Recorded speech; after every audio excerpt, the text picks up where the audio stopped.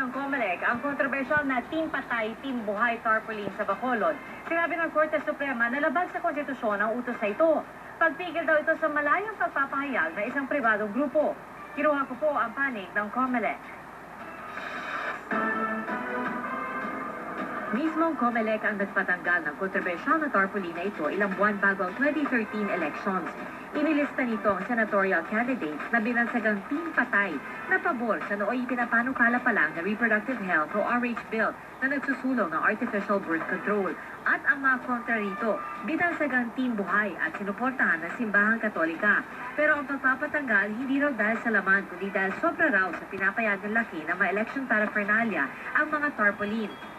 2 taon matapos idulog ng Diocese ng Bacolod, sinabi ngayon ng Korte Suprema sa botong 9-5 na labag sa konstitusyon ang utos ng COMELEC. Isang mahistrado ang hindi sumali sa botohan. COMELEC has no power to regulate free expression of private citizens who are neither candidates nor members of political parties.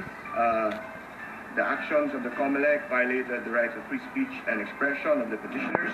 Pag-aaralan pa ng COMELEC kung maghahain ito ng motion for reconsideration sa naging desisyon ng Korte Suprema.